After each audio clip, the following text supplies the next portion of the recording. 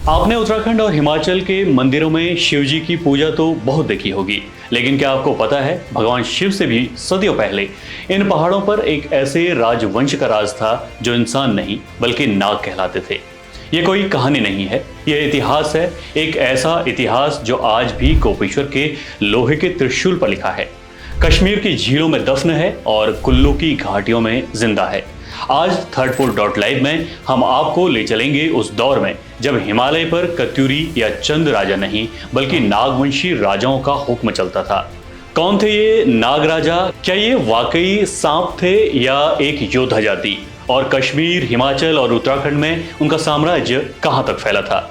नमस्कार, मैं हूं जय रावत और आज हम डिकोड करेंगे हिमालय में नागवंश का रहस्य। सबसे पहले यह समझना जरूरी है कि जब हम नाग कहते हैं तो हम किसी सांप की बात नहीं कर रहे हैं। इतिहासकार और शोधकर्ता मानते हैं कि नाग प्राचीन भारत की एक अत्यंत शक्तिशाली मानव जाति थी जो हिमालय के ऊंचे पहाड़ों से लेकर गंगा यमुना के मैदानों तक फैली थी। मैदानों में मथुरा और उसके आसपास नाग राजाओं के सिक्के मिले हैं। यह सिद्ध करता है कि गुप्त काल से पूर्व उत्तर भारत में नाग एक अत्यंत शक्तिशाली सत्ता थी। धीरे धीरे नागवंश के लोगों ने पहाड़ों पर भी अपना राज्य स्थापित किया। प्रसिद्ध इतिहासकार डॉक्टर ओसी हांडा अपने शोध ग्रंथ Naga cults and traditions in the western Himalaya में बताते हैं कि नाग मूल रूप से एक लड़ाकू और कृषक जाति थी। जब मैदानी इलाकों में आर्यों का आगमन हुआ तो यहाँ के मूल निवासी लोग पहाड़ों की ओर चले आए। पहाड़ों में पहले से खस व किरात जाति रहती थी। समय के साथ इन जातियों का मिलन हुआ और एक नई संस्कृति जन्मी जिसे हम नाग संस्कृति कहते हैं। इन लोगों ने सर्प यानी सांप को अपना कुल चिन्ह माना, शायद इसलिए क्योंकि वे प्रकृति के पूजक थे और नाग मौसम को नियंत्रित करने और पानी के स्रोतों की रक्षा करने वाले माने जाते थे। खेतीबाड़ी इनकी ताकत थी और इसलिए आज भी नाग देवता के मंदिर अक्सर खेतों के बीच या पानी के स्रोतों के पास मिलते हैं। इससे पहले कि हम उत्तराखंड के नाग राजाओं की बात करें, हमें उनकी जड़ों को देखना होगा जो कश्मीर और हिमाचल में है। कश्मीर का तो पूरा नाम सतीसर था और इसका इतिहास नीलमत पुराण में लिखा है जो पूरी तरह नागों की कहानी है।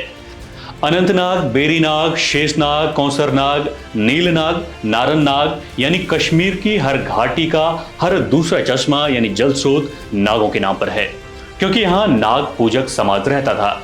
बेरीनाग ही झेलम नदी का उद्गम स्थल भी है। वहीं हिमाचल प्रदेश में रावी और चिनाब नदी की घाटियां नागों का गढ़ थी। चंबा और पांगी घाटी में आज भी लोहे के त्रिशूल और लोहे की छड़ें नाग देवता के प्रतीक माने जाते हैं। कुल्लू घाटी को तो 18 करोड़ यानी 18 नागों की भूमि कहा जाता है। यहाँ के नाग देवता आज भी रथों में बैठकर अपने भक्तों के सुख दुख में शामिल होते हैं। दरअसल नागवंश में अपने राजाओं को जीवित रहते हुए ही देवता के समान मान लिया जाता था, जिस कारण उनकी पूजा होने लगती थी। अब आते हैं अपने मुख्य मुद्दे पर, यानी देवभूमि उत्तराखंड में। क्या आप जानते हैं कि कत्यूरी राजवंश से भी सदियों पहले अलकनंदा घाटी में नाग राजाओं का एक छत्र राज था? इसका सबूत हवा में नहीं बल्कि चमोली जिले के गोपेश्वर में आज भी मौजूद है। गोपेश्वर के प्राचीन गोपीनाथ मंदिर के प्रांगण में एक विशाल अष्टधातु का त्रिशूल गड़ा है। यह त्रिशूल धार्मिक आस्था का केंद्र तो है ही, लेकिन इतिहासकारों के लिए यह एक जीता जागता दस्तावेज भी है। पुरातत्वविद डॉक्टर डीसी सरकार और इतिहासकार डॉक्टर यशवंत सिंह कटौज ने इस त्रिशूल पर अंकित 6वीं-7वीं शताब्दी की ब्राह्मी लिपि को पढ़ा है। इसमें 4 महान नाग राजाओं के नाम स्पष्ट रूप से लिखे हैं। ये हैं स्कंदनाग, विभुनाग, अंशुनाग और गणपति नाग। इतिहासकार मानते हैं कि गणपति नाग इस वंश का सबसे प्रतापी राजा था। उसने अपनी विजय पताका फहराने के बाद ही यहाँ विजय स्तंभ के रूप में त्रिशूल स्थापित किया था, यानी एक तरह से त्रिशूल नाग राजाओं की निशानी रही है। यह बताता है कि आज से लगभग 1500 साल पहले गढ़वाल हिमालय की कमान नागवंशी राजाओं के हाथ में थी। इतिहास केवल किताबों में नहीं, हमारे आसपास के नामों में भी जिंदा रहता है। अगर आप उत्तराखंड के नक्शे को ध्यान से देखें तो आपको नागों के साम्राज्य का अंदाजा हो जाएगा। कुमाऊं का बेरीनाग, इसका असली नाम था वेणीनाग। डॉक्टर ओसी हांडा और स्थानीय इतिहासकार बद्री दत्त पांडे बताते हैं कि यह नागों का एक प्रमुख केंद्र था। इसी तरह पिथौरागढ़ और गंगोली हाट क्षेत्र में काली नाग, फेणी नाग, बासुकी नाग, पिंगलनाथ और धौलीनाग के प्रसिद्ध मंदिर हैं। धौलीनाग का मंदिर तो विजयपुर की पहाड़ियों पर है, जहां आज भी माना जाता है कि बारिश इन्हीं की कृपा से होती है। कुमाऊं में सुंदर नाग, फिश नाग, खरही नाग, धुमरी नाग, हुंकार नाग, फुंकार नाग, बिला नाग, शेष नाग, तक्षक नाग, शिशु नाग, पुष्कर नाग, विशुनाग, पिंगल नाग, बड़ाओं का बेणी नाग, पुंगराओं का काली नाग, छकाता नैनीताल का कारकोटक नाग, अठी गांव का वासुकी नाग, ग्वालदम का नाग देवता, चंपावत का नागनाथ, सालम का नागदेव जैसे मंदिर हैं। कुमाऊं की तरह गढ़वाल में भी नाग हर इलाके में थे। यहाँ नाग देवताओं को अक्सर क्षेत्रपाल माना जाता है। पौड़ी गढ़वाल में डांडा नागराजा और बुआखाल में नाग देवता मंदिर, जबकि टिहरी में सेम मुखेम नागराजा मंदिर प्रसिद्ध हैं। इसके अलावा दशौली में तक्षक नाग, जौनसार में वसी नाग, विमहण नाग, बड़वा नाग, उलहड़ नाग व नागपुर में वासुकी नाग की पूजा होती है। पांडुकेश्वर में शेष नाग, पौड़ी में नागदेव, नीति घाटी में लोदिया नाग, रतगांव में भैंकल नाग, मार्गो में बनपुर नाग, पोखरी में नागनाथ, तलवर में मंगल नाग, भदुरा में हुणु नाग, थाती कठूड़ में महाशर नाग, रैथल टकनौर में सूर्य नाग, रवाई में कलिंगा नाग की पूजा होती है। खैट पर्वत पर 7 नाग कन्याओं की अतृप्त आत्माओं की पूजा की परिपाटी रही है। उत्तरकाशी में बाबा बौगनाथ की मान्यता है। इनका मंदिर सिलक्यारा टनल के पास भी बनाया गया है। यहां तक कि मसूरी के पास प्रसिद्ध नाग टिब्बा भी इसी वंश की गवाही देता है। ये नाम बताते हैं कि एक समय पूरा हिमालय ही नाग वंश के नियंत्रण में था। नागराजाओं ने यहाँ न केवल राज किया, बल्कि पहाड़ को एक अनूठा आर्किटेक्चर भी दिया, जो आज भी इन इलाकों की पहचान है। डॉक्टर हांडा अपने शोध में बताते हैं कि नाग मंदिरों को स्थानीय भाषा में देहरा या भंडार कहा जाता है। ये मंदिर पत्थरों से नहीं बल्कि लकड़ी से बनाए जाते थे।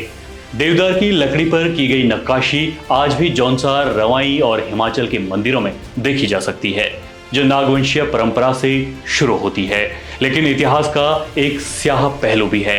प्राचीन काल में नाग देवता अत्यंत क्रोधी और कुछ मान्यताओं के अनुसार नरभक्षी भी माने जाते थे। शोध पत्रों में उल्लेख मिलता है कि पुराने समय में नाग देवताओं को खुश करने के लिए केवल दूध या बकरे ही नहीं, बल्कि कभी कभी मनुष्यों की भी बलि दी जाती थी। चंबा की रानी सुनैना और बिलासपुर की रुक्मणी के बलिदान की लोक कथाएं इसी ओर इशारा करती हैं। ये देवता जल स्रोतों के मालिक थे और पानी के लिए पहाड़ के लोग कुछ भी करने को तैयार थे। अब सवाल यह है कि इतना शक्तिशाली राजवंश आखिर गायब कहां हो गया। दरअसल नागवंश युद्ध में हारकर खत्म नहीं हुआ, बल्कि धार्मिक बदलाव में विलीन हो गया। जब मैदानी इलाकों से बौद्ध, नाथ और वैष्णव संप्रदाय पहाड़ों पर आए, तो उन्होंने नाग संस्कृति को मिटाया नहीं, बल्कि उसे भगवान शिव और अपने साथ जोड़ दिया। जो नाग राजा थे, उन्हें शिव का गण बना दिया गया।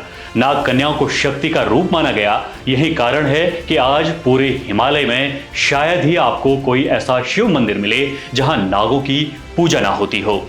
इतिहासकारों का मानना है कि कत्यूरियों के आने के बाद नाग राजनैतिक रूप से कमजोर हो गए और धीरे धीरे एक देवता बनकर मंदिरों तक सीमित रह गए। ये कहानी थी हिमालय के उन नाग राजाओं की, जिन्होंने इस दुर्गम हिमालय के पहाड़ों को रहने लायक बनाया, पानी के स्रोत खोजे और खेतों को सींचा।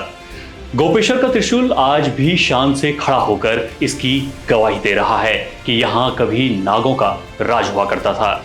अगली बार जब आप उत्तराखंड और हिमाचल के किसी मंदिर में जाएं और वहां नाग देवता की मूर्ति देखें, तो याद रखिएगा, आप केवल एक देवता के सामने नहीं, बल्कि एक खोए हुए राजवंश के सामने सिर झुका रहे हैं। आपके लिए ये स्क्रिप्ट लिखी थी हमारे सहयोगी दीपक पुरोहित ने। आपको यह शोधपरक रिपोर्ट कैसी लगी, हमें कमेंट कर जरूर बताएं। क्या आपके गांव या कस्बे में भी कोई नाग मंदिर है, ये भी कमेंट में जरूर बताएं।